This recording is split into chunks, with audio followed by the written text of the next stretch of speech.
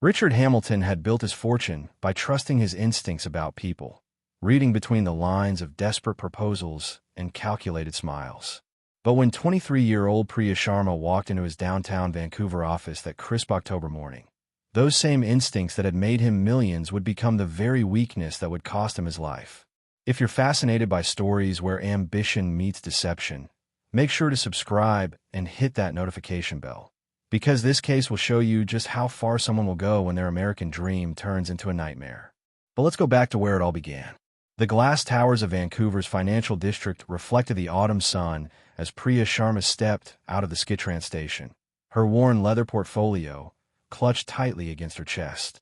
6 months into her student visa, the 23-year-old computer science graduate from Delhi was already facing the harsh reality that thousands of international students discovered too late. A degree from the University of British Columbia didn't guarantee a pathway to permanent residency, and her savings were dwindling faster than her hopes of staying in Canada. Priya had spent the previous night in her cramped studio apartment in Surrey, practicing her pitch in the mirror, rehearsing every gesture and intonation that might convince someone to sponsor her work visa. Her parents back in Delhi had sacrificed everything for her education, selling their small jewelry shop and borrowing against their modest home to fund her Canadian dreams. Failure wasn't an option she could bear to consider. Hamilton Technologies occupied 3 floors of the prestigious Marine Building, its Art Deco facade speaking to old Vancouver money and established success.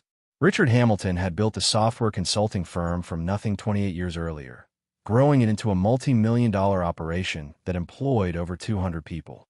At 52, he was everything Priya had imagined a successful Canadian businessman would be: tall, silver-haired, impeccably dressed in a navy suit that probably cost more than her monthly rent. "Miss Sharma," Richard's assistant announced as she led Priya into the corner office overlooking Cole Harbor. "Your 11 o'clock appointment." Richard looked up from his mahogany desk, and for a moment that would later seem prophetic to everyone who knew him, his usual professional demeanor faltered. Priya Sharma was strikingly beautiful in a way that transcended cultural boundaries. Delicate features framed by long black hair, intelligent dark eyes that held just the right combination of confidence and vulnerability, and a grace in her movements that spoke of classical dance training from her childhood. "Please sit down," Richard said, gesturing to the leather chairs arranged in front of his desk. "I understand you're looking for sponsorship opportunities." Priya had prepared for this moment with the thoroughness of someone whose entire future depended on the next 30 minutes. She had researched Richard Hamilton extensively, his company's growth trajectory, his charitable donations to international student programs, his recent divorce from Margaret Hamilton after 26 years of marriage.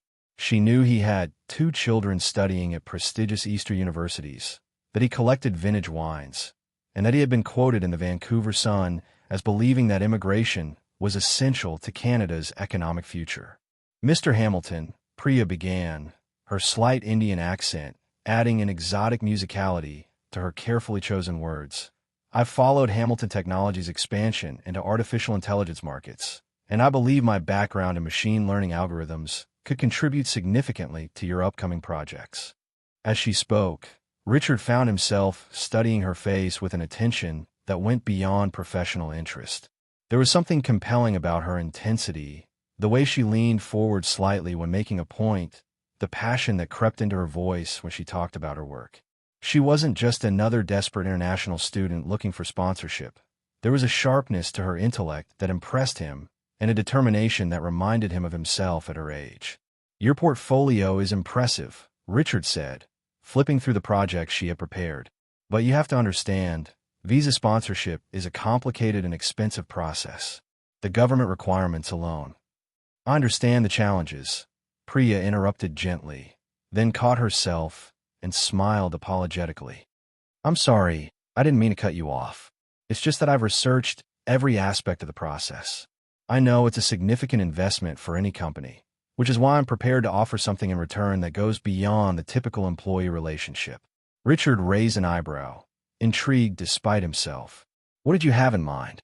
Priya had rehearsed this moment dozens of times, but sitting across from Richard Hamilton in his imposing office, she felt the weight of everything depending on her next words. "I'm proposing a consulting arrangement that would allow me to work on your most challenging projects while the visa processing takes place. I would accept below-market compensation in exchange for the sponsorship, and I'm willing to sign a long-term contract that would guarantee my commitment to Hamilton Technologies for at least 5 years. It was a reasonable proposal, the kind of arrangement that benefited both parties. Richard had sponsored international employees before, though never under quite these circumstances. But as he looked at Priya Sharma sitting across from him, he found himself thinking less about the business implications and more about how refreshing it was to meet someone so focused and articulate after months of dealing with lawyers and accountants during his messy divorce proceedings. The timing is actually quite good, Richard said slowly, making a decision that felt both professional and personal. We're launching a new AI development division next quarter, and we could use someone with your background to help establish the technical framework. Priya's face lit up with genuine joy and relief, and for a moment, she looked younger than her 23 years. Mr. Hamilton, I can't tell you how much this opportunity means to me. You won't regret this decision. Call me Richard, he said, standing up and extending his hand. We'll be working closely together over the next few months, so we might as well dispense with the formalities. As Priya shook his hand, she noticed that he held the contact just a moment longer than necessary, his blue eyes studying her face with an intensity that made her heart skip slightly. She had expected this meeting to be purely transactional, but there was something in Richard Hamilton's manner that suggested he saw her as more than just another potential employee. I'll have my assistant draw up the initial paperwork, Richard continued, moving around his desk to walk her to the door. But I'd like to discuss some of the project details over dinner tomorrow evening, if you're available. There's a restaurant in Yaletown that I think you'd enjoy. Le Bernardine. Do you know it? Priya didn't know the restaurant, but she could tell from Richard's tone that it was the kind of place where business was conducted over expensive wine and multiple courses. That sounds perfect, she replied, though a small voice in her mind wondered if accepting a dinner invitation from her potential sponsor crossed some invisible line. Excellent, Richard said, opening his office door. Say 8 o'clock. I'll make a reservation. As Priya walked through the reception area toward the elevators, she felt a mixture of elation and unease. She had gotten what she came for, a pathway to permanent residency in Canada, and the chance to build the career she had dreamed of since childhood. But Richard Hamilton's invitation to dinner felt like the beginning of something more complicated than a simple business relationship. The elevator doors closed, and Priya caught her reflection in the polished steel, a young woman whose entire future had just changed in the span of 30 minutes. She had no way of knowing that Richard Hamilton was also standing at his office window, watching her small figure disappear into the crowd on the street below, already planning how he would orchestrate their dinner conversation to learn more about the fascinating young woman who had just walked into his carefully ordered life. Neither of them could have imagined that their meeting would set in motion a chain of events involving forged documents, passionate deception, and ultimately, a murder that would shock Vancouver's business community and destroy both their lives in ways that neither success nor desperation had prepared them to survive. Lou Bernardine's amber lighting cast a warm glow across the intimate corner table where Richard Hamilton waited, checking his Rolex for the 3rd time in 5 minutes. He had arrived early, something he never did for business dinners, and had already ordered a bottle of Chateau Margaux that cost more than most people's monthly salary. When Priya Sharma appeared in the restaurant's entrance, wearing a simple black dress that somehow managed to look both professional and elegant, Richard felt his pulse quicken in a way that had nothing to do with business. I hope I'm not late, Priya said as the maitre d' led her to the table, her voice carrying a slight breathlessness that Richard found unexpectedly charming. Perfect timing, Richard replied, standing to pull out her chair. I took the liberty of ordering wine. I hope you don't mind. As the evening progressed, what had begun as a discussion of technical project requirements gradually shifted into something more personal. Richard found himself sharing details about his recent divorce, the loneliness of his empty West Vancouver mansion, the way his children had grown distant during the messy separation proceedings. Priya listened with genuine empathy, occasionally placing her hand on his arm when he described particularly difficult moments. Margaret never understood the business, Richard said, swirling the wine in his glass. 26 years of marriage, and she still saw my work as something that took me away from her rather than something I was building for our family. That must have been incredibly isolating, Priya responded, her dark eyes reflecting the candlelight. In my culture, we believe that understanding someone's work is understanding their soul. It was exactly the kind of thing Richard had been longing to hear. Here was a woman who appreciated ambition, who understood the sacrifices required for success. As the dinner continued, he found himself studying the graceful way Priya moved her hands when she spoke, the musical quality of her laugh, the intelligence that sparkled behind her careful politeness. "Tell me about your family in Delhi," Richard said as they shared dessert. "It must be difficult being so far from home." Priya's expression grew wistful. "My parents sacrificed everything for my education. My father sold our family jewelry shop to pay for my studies here. The pressure to succeed." She paused, looking down at her hands. "Sometimes I feel like their entire future depends on my ability to build a life in Canada." Richard felt a surge of protectiveness that surprised him with its intensity. "You don't have to carry that burden alone, you know. I meant what I said about the sponsorship. I want to help you succeed." When their eyes met across the table, something shifted between them. The professional boundary that had defined their meeting that morning dissolved into something more intimate and dangerous. "I should probably head home," Priya said softly, though her voice lacked conviction. "I could drive you," Richard offered. "It's no trouble." During the 20-minute drive to Priya's modest Surrey apartment, the conversation took on an electric undercurrent. Richard found excuses to ask about her neighborhood, her living situation, whether she felt safe walking alone at night. When they pulled up outside her building, neither made an immediate move to end the evening. "Thank you for tonight," Priya said, turning to face him in the dim interior of his BMW. "And not just for dinner. For believing in me." "Priya," Richard said quietly, and the way he spoke her name carried weight that went far beyond employer and employee. "I hope you know that my interest in helping you goes beyond just business considerations." The moment stretched between them, loaded with possibility and professional impropriety. Finally, Priya leaned forward and kissed him softly on the cheek, her lips lingering just long enough to make her intentions clear. "I'll see you at the office tomorrow," she whispered before stepping out of the car. Richard sat in his BMW long after Priya had disappeared into her building, his mind racing with possibilities and complications. He was 52 years old, recently divorced, and about to embark on a relationship with a 23-year-old employee whose entire future in Canada depended on his sponsorship. Every rational part of his mind recognized the ethical minefield he was entering. But as he drove home to his empty mansion in West Vancouver, Richard Hamilton convinced himself that what he felt for Priya Sharma was more than simple attraction. She was intelligent, ambitious, and unlike anyone he had ever met. If she happened to need his help to stay in Canada, and if that help created a deeper bond between them, perhaps that was simply fate intervening in both their lives. Over the following weeks, their relationship evolved with the careful dance of two people who understood the stakes. Richard fast-tracked Priya's visa sponsorship paperwork, using his connections with immigration lawyers to expedite processes that normally took months. Priya threw herself into her work with an intensity that impressed everyone at Hamilton Technologies, staying late to collaborate with Richard on projects that increasingly required private meetings in his office. The first time they kissed was 3 weeks after their dinner at Le Bernardin. Richard had called Priya into his office to review her visa application documents, and when she expressed overwhelming gratitude for his help, the professional barrier finally collapsed completely. "I don't know how to thank you," Priya had said, tears of relief in her eyes as she reviewed the immigration forms. "You don't need to thank me," Richard replied, moving closer to her chair. "This is what people do when they care about each other." When he leaned down to comfort her, their lips met in a kiss that confirmed what they had both been feeling for weeks. The relationship that followed was passionate, secretive, and complicated by the fundamental power imbalance that neither was willing to acknowledge directly. But even as Richard Hamilton believed he was helping the woman he was falling in love with, Priya Sharma was already planning the next phase of a deception that would ultimately cost him everything.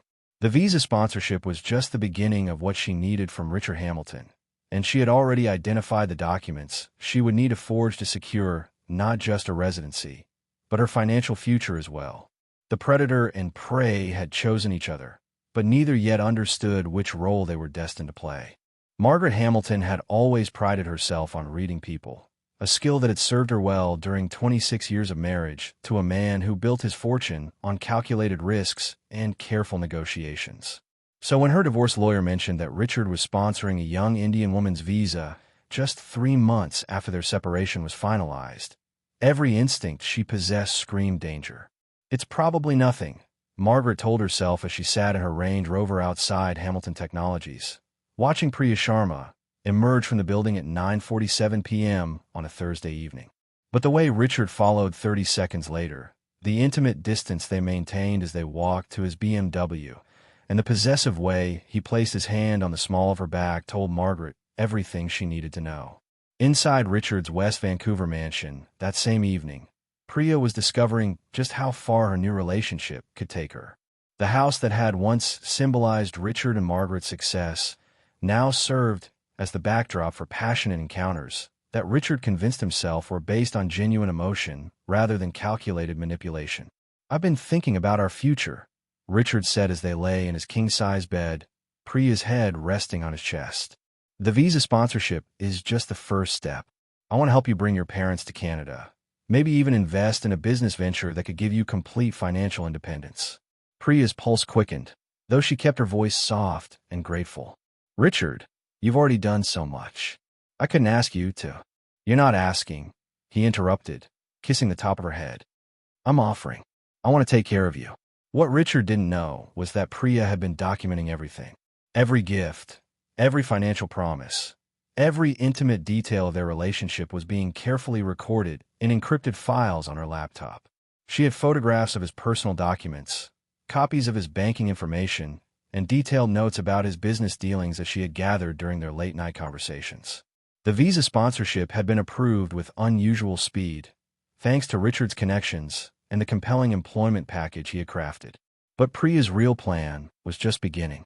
She had researched Canadian immigration law extensively and discovered that spousal sponsorship offered significantly faster pathways to citizenship than employment visas. Marriage to Richard Hamilton wouldn't just secure her status. It would entitle her to half his assets in the event of a divorce. "I have something I need to tell you," Priya said one evening as they shared wine on his deck, overlooking English Bay. "My student visa expires in 6 weeks, and there might be complications with the work permit processing." Richard felt a stab of panic. "What kind of complications?" "Nothing that can't be resolved," Priya said carefully, "but it might require some creative solutions. My immigration lawyer mentioned that there are ways to expedite the process if we can demonstrate a more substantial relationship." She let the implication hang in the air, watching Richard's face as he processed what she was suggesting. Marriage had been the furthest thing from his mind just months after finalizing his divorce.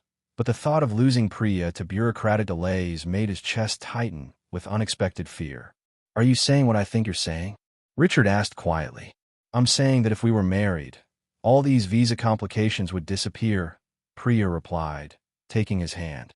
"I know it's fast, and I know you're still processing your divorce, but sometimes life forces us to make decisions based on what matters most." Richard stared out at the lights reflecting on the water, his mind racing through the implications. A marriage to Priya would solve her immigration problems, but it would also make her entitled to his assets, his business interests, his entire financial empire built over 3 decades. But as he looked at her sitting beside him, her dark eyes filled with what appeared to be genuine vulnerability, Richard Hamilton made the decision that would seal his fate. "Let's do it," he said suddenly. "Let's get married." Priya's smile was radiant, though in the darkness, Richard couldn't see the calculating gleam in her eyes. "Are you sure? I don't want you to feel pressured." "I've never been more sure of anything," Richard said, pulling her close. "We'll do it quickly, quietly, just us and a few witnesses." As they embraced on the deck, neither could see Margaret Hamilton's private investigator taking photographs from a boat in the bay below. Margaret's suspicions about her ex-husband's new relationship had led her to hire professionals, and what they were discovering about Priya Sharma would soon threaten to destroy the carefully constructed facade that had brought her this close to securing everything she had ever wanted. The wedding was just the beginning. The murder would be the end. The marriage ceremony took place on a gray February morning at Vancouver City Hall, witnessed only by 2 strangers pulled from the hallway and a court clerk who had performed thousands of similar unions. Richard Hamilton, wearing his best charcoal suit, stood beside Priya Sharma in an elegant cream dress that had cost him $3,000 the day before. To any observer, they looked like a couple deeply in love, but the tremor in Richard's hands as he signed the marriage certificate betrayed his underlying anxiety about the speed of their commitment. "I love you, Mrs. Hamilton," Richard whispered as they kissed to seal their union, and for a brief moment, Priya felt an unexpected pang of something that might have been genuine emotion. "I love you too," she replied, though the words felt foreign on her tongue. The celebration dinner at Hawksworth Restaurant was intimate and expensive, just the two of them toasting their future with champagne that cost more per bottle than Priya had previously spent on groceries in a month. Richard presented her with a platinum wedding band embedded with diamonds that caught the light like tiny stars, and Priya marveled at how easy it had been to transform herself from a desperate international student into the wife of one of Vancouver's wealthiest businessmen. But their honeymoon period would last exactly 18 hours. Margaret Hamilton's private investigator had been thorough in ways that Richard's lovesick mind had never considered. The manila envelope that arrived at Richard's office the next morning contained photographs, financial records, and immigration documents that painted a devastating picture of his new wife's true identity and intentions. Priya Sharma wasn't just a struggling graduate student. She was part of an organized marriage fraud ring that had successfully scammed at least 3 other wealthy men across Canada over the past 2 years. Her real name was Priyanka Shan. She was 28 years old, not 23, and she had entered Canada on falsified documents that listed fabricated educational credentials. The photographs showed her with other men in compromising situations, always older, always wealthy, always vulnerable in some way. Financial records revealed that she had received significant sums from previous relationships before disappearing when immigration authorities began investigating. Her supposed parents in Delhi didn't exist. The emotional stories about family sacrifice and cultural pressure had been carefully crafted fiction designed to manipulate exactly the kind of successful, lonely man that Richard Hamilton represented. Richard sat in his office, staring at the evidence, his hands shaking as he absorbed the magnitude of his deception. The woman he had married, the woman he had given access to his business accounts and legal documents, was a professional fraud who had played him with stunning expertise. When Priya arrived at the office that afternoon, glowing with the satisfaction of a plan perfectly executed, she found Richard waiting in his conference room with the evidence spread across the mahogany table like an accusation. "We need to talk," Richard said quietly, his voice carrying a coldness that Priya had never heard before. She looked at the photographs and documents, and for the first time since entering his life, her composed facade cracked. "Richard, I can explain." "Explain what?" His voice rose with each word. "That our entire relationship has been a lie. That you're not who you said you were. That I'm just another mark in your immigration scam." Priya's mind raced through possible explanations, denials, manipulations that might salvage the situation. "The documents are wrong, Richard. Someone is trying to sabotage us because they're jealous of what we have. Stop lying to me." Richard slammed his hand on the table, causing the photographs to scatter. "I know everything. Priyanka. Your real name, your real age, the other men you've done this to. Did you think I would never find out?" The use of her real name hit Priya like a physical blow. The careful construction of Priya Sharma, the vulnerable graduate student, collapsed in that moment, revealing the calculating predator beneath. "So what if I lied about some details?" she said, her voice hardening. "You got what you wanted, a young, beautiful wife who made you feel important again. And I got what I needed. It was a fair trade. A fair trade." Richard's face flushed with rage and humiliation. "You married me for citizenship and money. You never loved me." "Love?" Priya laughed bitterly. "You're 52 years old, Richard. Did you really think a 23-year-old woman fell in love with you for your personality?" The words hit their target with devastating precision. Richard had spent months convincing himself that their connection was genuine, that Priya saw something in him beyond his wealth and status. To learn that every kiss, every intimate moment, every declaration of love had been calculated manipulation was more than his pride could bear. "Get out," he said quietly. "Get out of my office. Get out of my life. The marriage is over."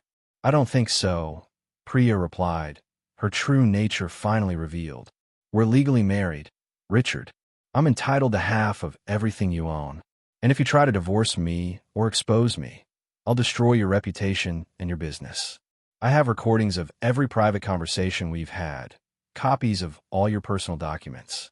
You'll lose everything. Richard stared at his wife, finally seeing her clearly for the first time. The beautiful, vulnerable young woman he had fallen in love with had never existed. In her place stood a calculating predator who had systematically destroyed his life and was now threatening to finish the job. That night, in the isolation of his West Vancouver mansion, Richard Hamilton would make a decision that would transform him from victim to murderer. The call came to Vancouver police at 6:43 a.m. on February 17, 2024. Richard Hamilton's voice was calm, almost eerily composed, as he reported that he had killed his wife of 3 days and was waiting in his West Vancouver mansion for arrest. When officers arrived at the sprawling property overlooking English Bay, they found Richard sitting in his home office, still wearing the blood-stained clothes from the night before, staring blankly at the framed photo of him and Priya from their wedding ceremony. Priyanka Shan's body lay in the marble foyer, a single gunshot wound to the chest, ending the life of a woman whose real identity had been hidden behind layers of calculated deception. The chrome-plated pistol, legally registered to Richard Hamilton for home security, lay beside her body where he had dropped it after pulling the trigger. The crime scene told a story of confrontation and rage.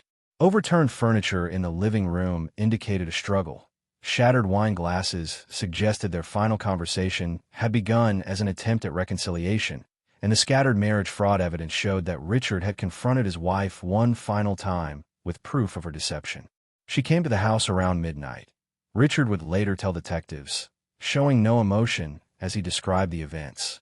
She said she wanted to work things out, that we could find a way to make the marriage real despite everything. I actually believed her for about an hour. The investigation revealed the full scope of Priyanka's operation. RCMP fraud specialists discovered that she was part of an international marriage scam network that had defrauded wealthy men across North America of an estimated $2.3 million over 5 years. Her laptop contained detailed profiles of dozens of potential targets, psychological assessments of their vulnerabilities, and step-by-step manipulation strategies that she had perfected through years of practice. Immigration records showed that Priyanka had entered Canada using forged documents claiming she was a graduate of Delhi University, when she had actually dropped out of high school and learned her computer skills through online tutorials. The emotional stories about her parents' sacrifices were entirely fabricated. Her actual parents had disowned her years earlier when they discovered her involvement in fraud schemes in India. The level of premeditation was extraordinary, said Detective Sarah Chun, who led the investigation. She had researched Mr. Hamilton for months before their first meeting, knew details about his divorce, his business practices, even his personal habits. This wasn't a crime of opportunity. It was a carefully orchestrated long-term fraud. During the trial, Richard's defense team argued that he had acted in a moment of extreme emotional disturbance after discovering the extent of his wife's deception and her threats to destroy his life and business. The prosecution countered that regardless of provocation, Richard Hamilton was a wealthy, educated man who had chosen murder over the legal remedies available to him. Margaret Hamilton testified about hiring the private investigator, her voice breaking as she described how Richard's vulnerability after their divorce had made him the perfect target for someone like Priyanka. He was lonely and desperate to feel important again, she said. She saw that weakness and exploited it ruthlessly. The jury deliberated for 2 days before returning a verdict of guilty on charges of second-degree murder. Richard Hamilton was sentenced to life in prison with no possibility of parole for 12 years. As he was led away in handcuffs, he showed the same eerie calm that had characterized his behavior since the killing, as if the weight of his deception and humiliation had simply been too much for his psyche to process. The case exposed vulnerabilities in Canada's immigration system and led to stricter verification procedures for spousal sponsorships. It also sparked discussions about the psychological manipulation tactics used by professional fraudsters and the particular vulnerability of recently divorced men seeking younger partners. Hamilton Technologies collapsed within 6 months, its reputation destroyed by the scandal and its leadership imprisoned. The company's 200 employees lost their jobs, and several major contracts were canceled by clients who no longer wanted association with the Hamilton name. In a cruel final twist, immigration authorities discovered that Priyanka's marriage to Richard would have been invalid anyway. She was already legally married to another fraud victim in Toronto, making her a bigamist whose Canadian citizenship would never have been recognized. Richard Hamilton remains in federal prison, where he spends his days in the library, reading books about criminal psychology and trying to understand how his need for love and validation led him to commit an act that destroyed multiple lives. In his rare interviews with prison counselors, he maintains that killing Priyanka was the only way to stop her from destroying other victims. Though psychiatrists note this rationalization likely masks deeper feelings of humiliation and rage.